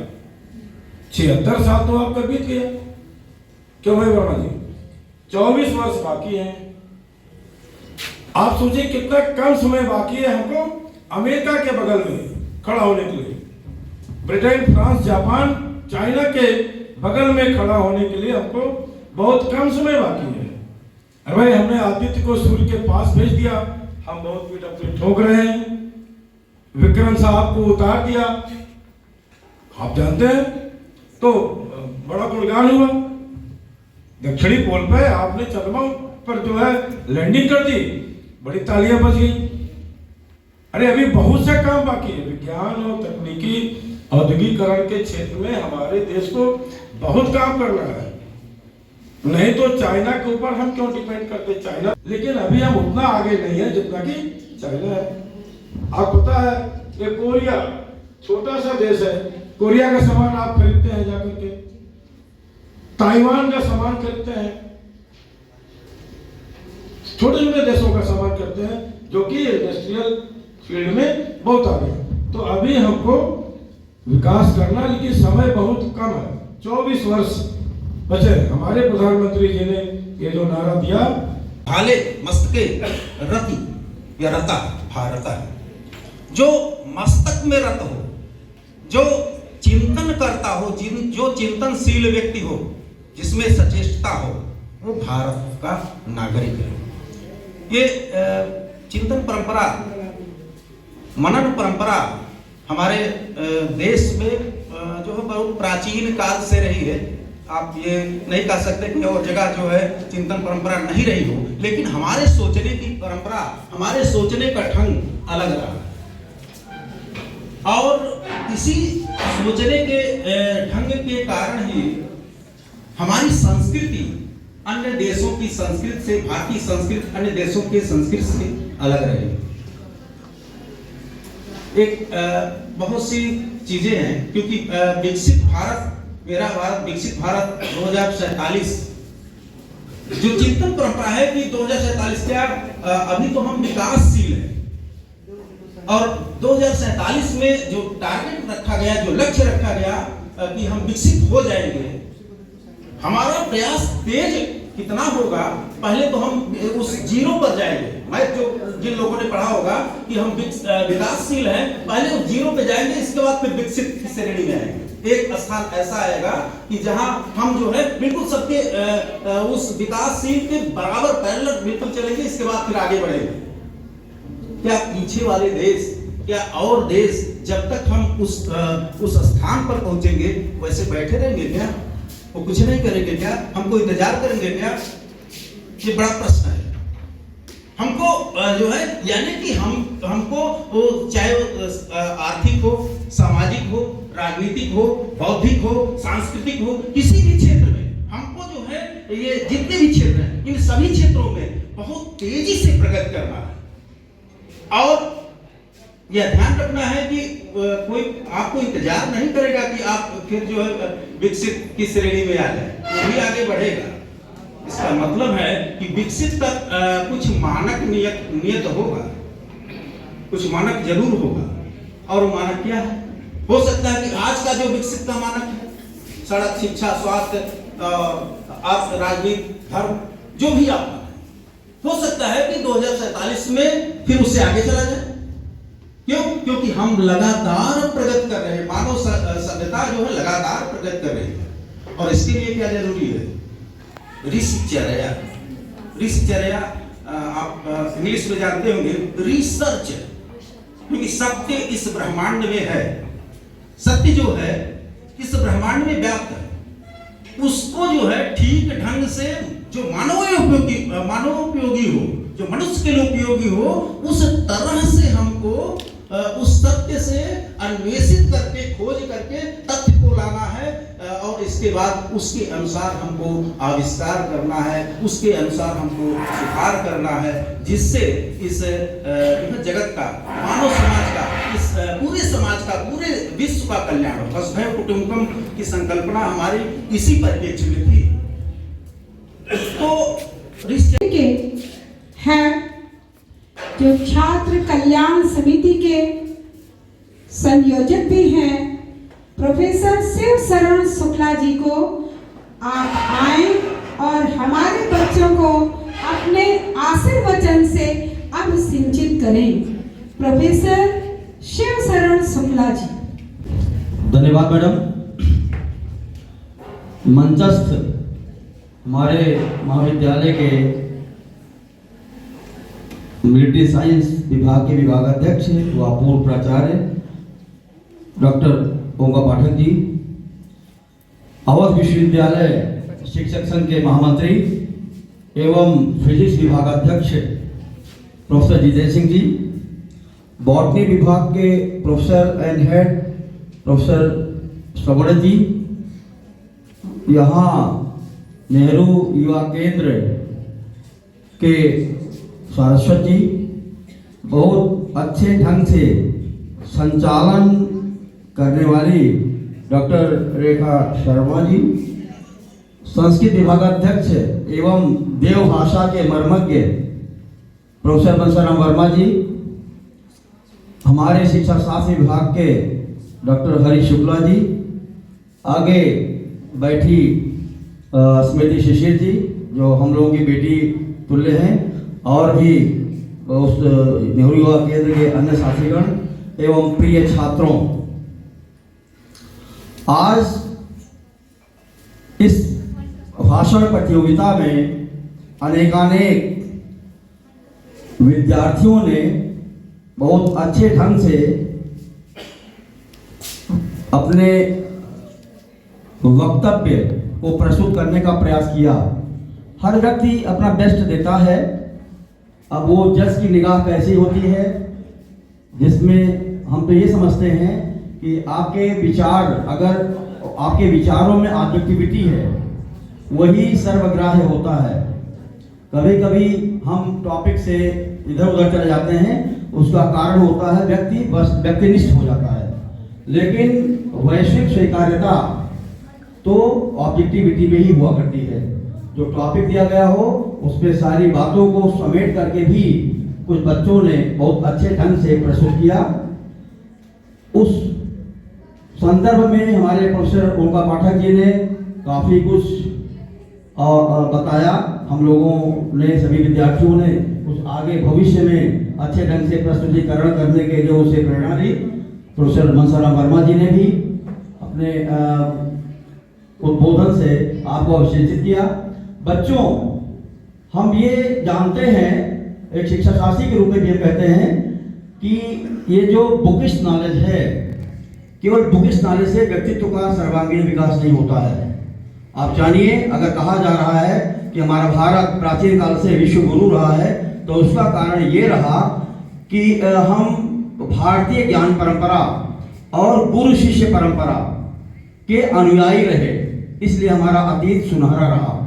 बीच में कुछ लोग जैसे ब्रिटिशर्स और विदेशी आतताइयों के आक्रमण से हमारी जो संस्कृति है उसको विनष्ट करने का प्रयास किया गया। हमारे ही साहित्य, हम लोग एजुकेशन पढ़ाते हैं, प्राच्य पाश्चात्य विवाद हुआ था। मैकाले ने हमारी शिक्षा प्रणाली को नष्ट करना चाहा। प्राच्य पाश्चात्य विवाद में ये हुआ कि वो यही कह रहे थे, हमको हीन भावना का शिकार बना रहे थे कि हमारा साहित्य, हमारे महापुरुष, हमारे मनीषी ये कमतर हैं और जो वेस्टर्न थिंकर्स हैं वो ज़्यादा श्रेष्ठ हैं। आप जानते हैं कि किसी व्यक्ति को अगर उसका मनोबल गिराना हो तो उसको हीन भावना से ग्रस्त कर दीजिए। ये षड्यंत्र रचा गया था और वास्तव में हम विश्व गुरु इसलिए थे क्योंकि भारतीय ज्ञान परंपरा और गुरु शिष्य परंपरा के हम पोषक थे। किताबी ज्ञान को बहुत लोग प्राप्त कर लेते हैं लेकिन अपने व्यक्तित्व का विकास वो नहीं कर सकते। बहुत बहुत साधुवाद देती हूँ। आपने गागर में सागर भरने का प्रयास करते हुए हमारे बच्चों को अपने आशीर्वाद से अभिषिंचित किया। तो अध्यक्षीय संबोधन के लिए मैं आमंत्रित करती हूँ प्रोफेसर जितेंद्र सिंह जी को। आज हमारे कार्यक्रम की अध्यक्षता कर रहे हैं और काम करना अगर बच्चा सीखना है आपको तो सीखिए जितेंद्र सिंह जी से। अगर बालू में से भी कह दिया जाए कि जल निकाल दो तो इतनी हिम्मत रखते हैं कि इतनी मेहनत करेंगे कि बालू में से भी जल निकल आए। ये जज्बा जिस दिन आपके पास आ जाएगा, कोई भी परीक्षा ऐसी नहीं जिसमें आप टॉप न कर जाएं। ऐसे जुझारू साथी को मैं आमंत्रित करती हूँ प्रोफेसर जितेंद्र सिंह। के तत्वावधान में चल रहे नेहरू युवा केंद्र द्वारा आयोजित प्रदेश स्तरीय भाषण प्रतियोगिता में मंचस्थ बारे महाविद्यालय के पूर्व मुख्यता, पूर्व प्राचार्य और गोंडा के बहुत बड़े अर्थशास्त्री भी कह सकते हैं प्रोफेसर ओमकार पाठक जी, हमारे अब शिक्षा शास्त्र विभाग के विभागाध्यक्ष प्रोफेसर सुषमा शुक्ला जी, जूरी के बहुत सम्मानित सदस्य संसद के विभागाध्यक्ष प्रोफेसर मनसाराम वर्मा जी, प्रोफेसर श्रीवास्तव जी, और इस जो आयोजन हो रहा है उसके जो जिला युवा कल्याण अधिकारी तरंग सारस्वत जी, मैं इनको विगत 7 साल हो गया, 7 साल 3 साल से तो मैं इनको देख रहा हूँ और 3 सालों में काफी बदलाव भी हुआ है। इनकी शादी भी उसी में होंगे लेकिन ये युवा के युवा ही है और बहुत अच्छा किया है युवा कल्याण अधिकारी का जोड़ना होगा। और विनय सक्सेना, विनय श्रीवास्तव जी, अगर विनय श्रीवास्तव जी हमको दिख जाते हैं कहीं अगल बगल तो हम जान जाते हैं कोई कार्यक्रम होने वाला है। तो वे वास्तव में दोनों लोग और पूरी टीम इनकी, इसकी वजह से सब कार्यक्रम संभव हो पा रहे हैं, बहुत ही अच्छा है। ये जो कार्यक्रम आज का आयोजित हुआ जनपद स्तरीय प्रतियोगिता, तो ये पूरे मंडल में सब जिले में हो रही होगी। आप बच्चों का ध्यान सुनिएगा बात को। आज जो लोग यहाँ से चयनित होकर के जाएंगे उनका कंपटीशन फिर मंडल स्तर पर होगा और फिर मंडल स्तर से जाएंगे कहाँ पे जाएंगे, प्रदेश स्तर पर होगा। हम लोगों ने कई प्रतियोगिताएं आयोजित कराई अपने राष्ट्रीय संयोजना के कार्यक्रम अधिकारी के दौरान और नेहरू युवा केंद्र उसमें बढ़ चढ़ करके हमेशा आपको फाइनेंस भी करता था और चीज़ें उपलब्ध कराता था। और युवा संसद कराई हमने 2 साल और यहाँ से युवा संसद की बेटी सिलेक्ट होकर के प्रदेश स्तर पर चयनित दी थी।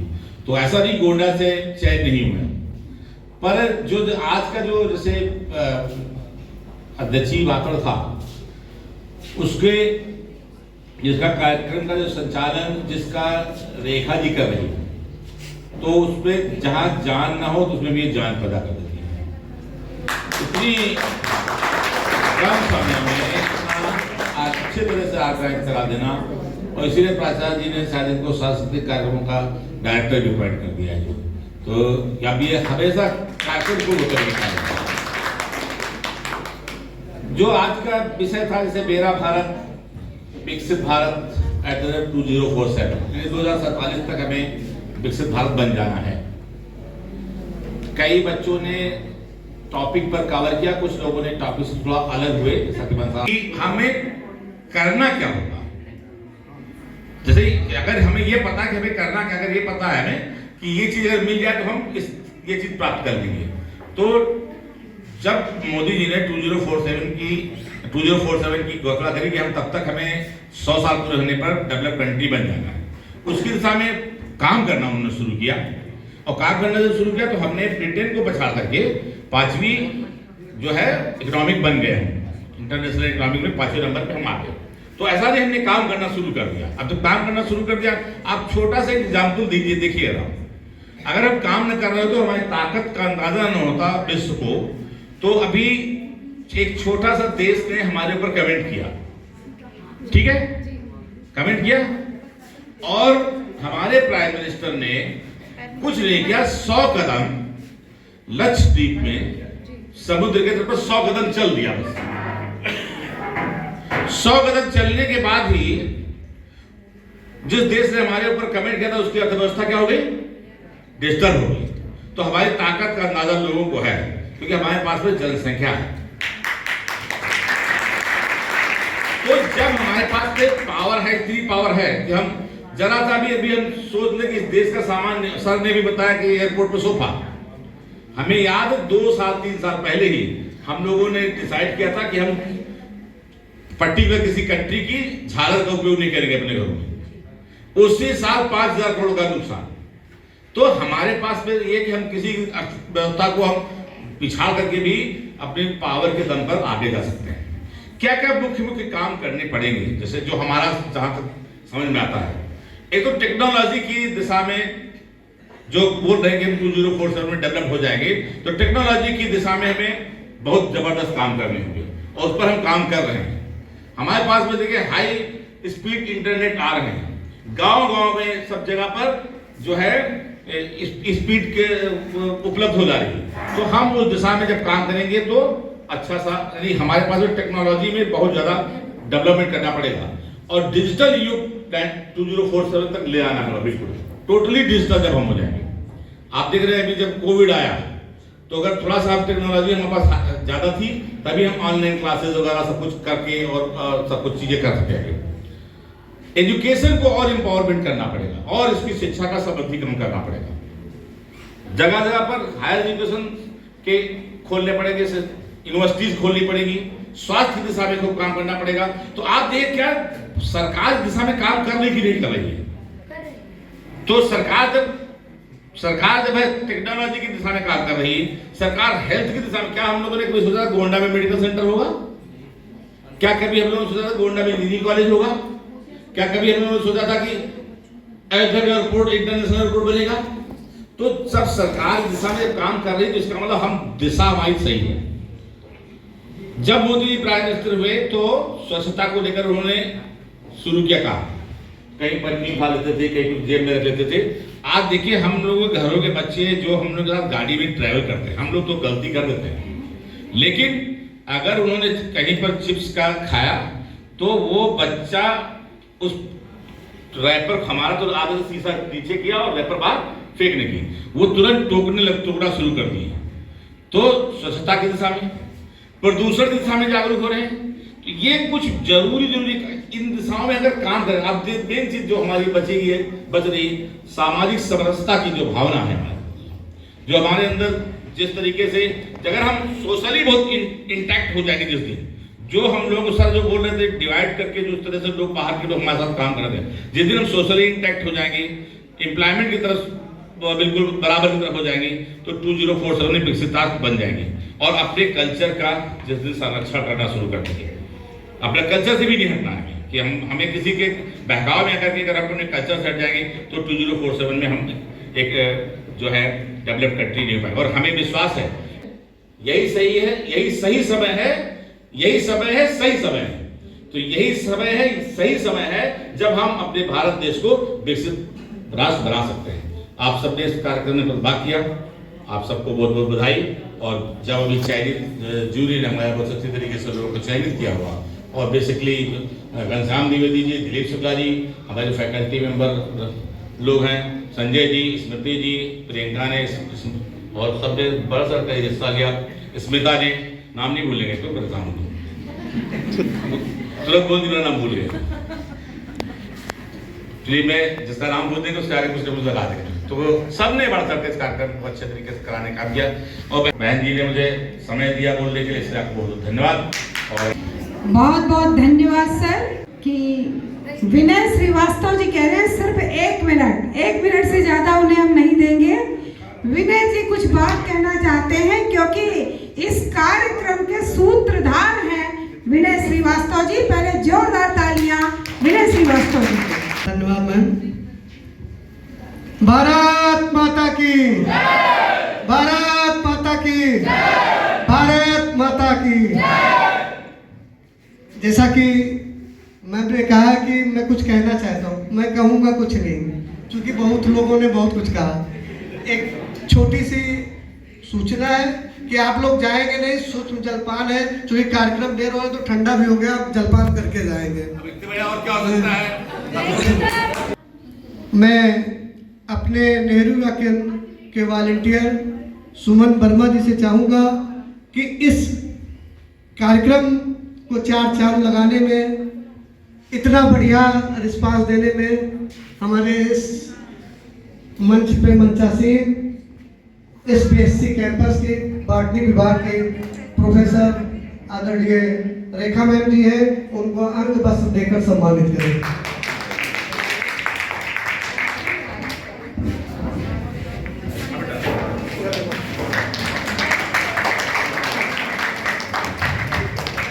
अब मैं पुनः माइक मैम को देता हूँ और सर्टिफिकेट डिस्ट्रीब्यूट कराऊँ। अधिकारी श्री तरंग सारस्वत जी को आमंत्रित करती हूँ। जिला युवा अधिकारी श्री तरंग सारस्वत जी को, ये आपके अंदर एक ऐसी तरंग पैदा कर देंगे कि आप भारत को विकसित राष्ट्र की श्रेणी में खड़ा करने में अपना सकारात्मक सहयोग अवश्य करेंगे। धन्यवाद मैम। सबसे पहले जब भी कोई कंपटीशन होता है तो धन्यवाद ज्ञापन की कड़ी में सबसे महत्वपूर्ण जो इसका भागीदारी रहती है वो होता है निर्णायक मंडल। तो डॉक्टर ओमकारनाथ पाठक सर का, प्रोफेसर शिव शरण जी का और प्रोफेसर महेशाराम जी का, सबका मैं धन्यवाद देना चाहूँगा। साथ ही हमारे मंचासीन अतिथि जितेंद्र सर और मंच को संभाल रही रेखा मैम, उनका भी मैं धन्यवाद देना चाहूँगा। साथ ही अन्य अध्यापकगण, हमारी NYKS की टीम, सबको धन्यवाद देना चाहूँगा। और सबसे ज़्यादा धन्यवाद आप लोग जिन्होंने अपना टाइम निकाला, और हमारे पार्टिसिपेंट्स जिनके लिए मैं थोड़ा, वैसे तो सभी सर ने काफ़ी कुछ आपको गाइडेंस दी और बताया कि इस विकसित भारत के बारे में, माय भारत के बारे में, मेरा भारत, विकसित भारत, और ये भी बताया कि आपको कैसे डिलीवर करना है आगे स्टेट लेवल पे या फिर आगे कोई भी कंपटीशन हो। अभी मैं बताना चाहूँगा, जैसे आज एक कंपटीशन हुआ, लगभग ऐसा ही एक प्रोग्राम इससे बड़े स्तर में एक 100वीं विवेकानंद जयंती 12 जनवरी को जो हर साल मनाई जाती है उस दिन भी होगा। और पिछले 3-3.5 साल से जितेंद्र सर के साथ, रेखा मैम के साथ, पाठक सर के साथ, सबके साथ हम लोग यहाँ पे कई कार्यक्रम कराए हैं। देखता हूँ मैं कई बार, और कई बच्चे हमारे स्टेट लेवल, जैसे सर ने बताया, कुछ बच्चे नेशनल लेवल भी गए हैं पढ़ना, और 2 लोग IIT कानपुर भी गए थे, और एक लखनऊ में एक कॉलेज भी गए थे। काफ़ी रिप्रेजेंटेशन LBS डिग्री कॉलेज का स्टेट और नेशनल लेवल पर रहा है। बस मेरी जो एडवाइस है वो ये है कि जैसे हमारे जो जजेस हैं और सर हैं बहुत कोऑपरेटिव हैं, हम यहाँ पे कोऑपरेट कर रहे थे, लेकिन जो एक पर्ची का, इसीलिए सर ने बात रखी स्टार्टिंग में, पाठक सर ने, कि पर्ची बिल्कुल अलाउ नहीं कीजिए, क्योंकि आगे हम जब जाते हैं वहाँ कई बार अगर आप नीचे भी नज़र करते हैं तो वो तो ये देख रहा है, कई बार ऑनलाइन कंपटीशन होता है ना, लखनऊ जाना सबके लिए पॉसिबल नहीं है, तो ऑनलाइन उन्हें ऑफिस से जोड़ा जाता है, तो ऐसे भी करता है तो कहते हैं ये तो देख रहे हैं, इनके मार्क्स काट लीजिए, उनको एक बहाना मिल जाता है ना। तो ऐसा ना हो कि जैसे कि आगे हमें पर्ची यूज करने की जरूरत पड़े। ये मतलब एक तरीके से सर तो हमेशा मान जाते हैं, मैंने देखा कि 1 साल तक, अभी हमने युवा संसद जब कराया था तब तो 70-80 बच्चों ने बोला था, हाँ, तो उसमें मतलब करीब 1000 बच्चे तो आपके कॉलेज से थे, उधर 70-80 बच्चे बोल रहे हैं एक के बाद एक। मैम भी परेशान हो गई थी, सुबह से शाम तक लग गए, तब भी हमने अलाउ किया था। लेकिन जब हम स्टेट या नेशनल लेवल पे जाएंगे तो वहाँ पे बिल्कुल भी एक पोस्चर आपको मेंटेन करना होगा, एक जो वॉइस मॉड्यूलेशन जिसे बोलते हैं, कि आप कितनी तेज बोल रहे हैं, कितना धीमा बोल रहे हैं, इन सब चीज़ों का ध्यान रख के ही बहुत वो सिलेक्शन करते हैं। लेकिन 1,25,000 और 10,000 के प्राइस के लिए बहुत ही अच्छा कंपटीशन रहेगा। आप सबको उसके लिए ऑल द बेस्ट। एंड जो आज नहीं जीत पाए, तो ऐसा नहीं है कि हम आगे नहीं पार्टिसिपेट कर सकते। धर्मेंद्र यादव जी यहाँ हैं, गाय पाठक जी। सभी अतिथियों से मैं आग्रह करती हूँ और जितेंद्र सर से मैं आग्रह करती हूँ, समृद्धि गुप्ता जी को सर्टिफिकेट देकर सम्मानित करें। अनिमेश शुक्ला, मैं जजेज के ये प्रोफेसर श्रवण कुमार श्रीवास्तव जी से आग्रह करती हूँ इस बच्चे को सर्टिफिकेट देकर सम्मानित करें। जयप्रकाश मिश्रा, रवि कुमार विश्वकर्मा, मैं प्रोफेसर शिव शरण शुक्ला जी से आग्रह करती हूँ रवि प्रकाश विश्वकर्मा को प्रमाण पत्र देकर सम्मानित करें। सम्मान की अगली कड़ी में मैं प्रोफेसर मनसाराम वर्मा जी से आग्रह करती हूँ नंदिनी शुक्ला जी को प्रमाण पत्र देकर उन्हें सम्मानित करें। इसी क्रम में मैं तरंग सारस्वत जी से आग्रह करती हूँ हर्ष कुमार साहू जी को सर्टिफिकेट देकर सम्मानित करें। इसी क्रम में मैं डॉक्टर हरीश शुक्ला जी से आग्रह करती हूँ गोविंद पांडे जी को प्रमाण पत्र देकर सम्मानित करें।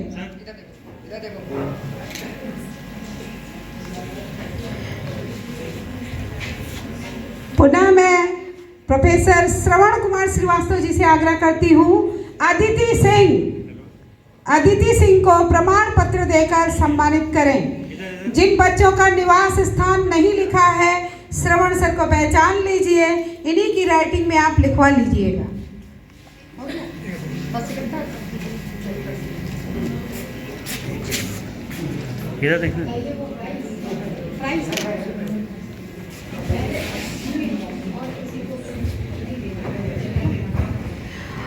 अब सभी की धड़कनें बढ़ रही होंगी, कौन फर्स्ट है, कौन सेकंड और कौन थर्ड। बिना नाम डिक्लेयर किए हुए सभी को बहुत बहुत बधाई देती हूँ और जिनका कोई है मैं यही निवेदन करूँगी आप अपने गुरु के समक्ष जाइए को और जितने ये निर्णायक बंधु हैं इनको पहचान लीजिए और सभी लोग इनके पास जाइए और जा करके अच्छे अच्छे पॉइंट्स नोट कीजिए, अपने भाषण को और ज़्यादा परिमार्जित कीजिए ताकि फर्स्ट सेकंड थर्ड प्राइज काश ऐसा हो जाए कि सब गोंडा जनपद में आ जाए। इसी आशा के साथ मैं जिन्होंने तृतीय स्थान प्राप्त किया है मैं आमंत्रित करती हूँ कुमारी अनुपा यादव, इन्होंने तृतीय स्थान प्राप्त किया है। मैं जजेस समिति के सभी सदस्यों से आग्रह करती हूँ इस बच्ची को सम्मानित करें। इधर से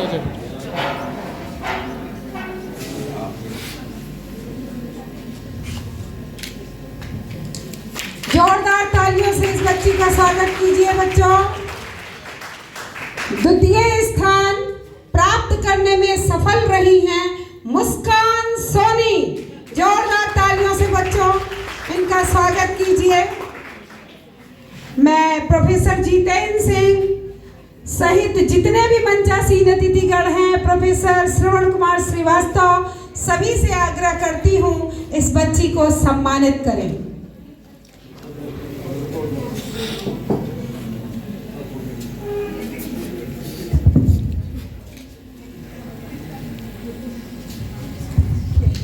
गैस करो फर्स्ट कौन है? गैस करो फर्स्ट कौन है? कौन है फर्स्ट? बहुत सही मूल्यांकन। जो मूल्यांकन हमारे जजेस पैनल का है वही मूल्यांकन हमारे बच्चों का है। प्रथम स्थान प्राप्त करने में सफल रही हैं प्रिया शुक्ला। जोरदार तालियों से इस बच्ची का स्वागत कीजिए। और मैं सभी अतिथियों से आग्रह करती हूँ आप सभी इस बच्ची को सम्मानित करें।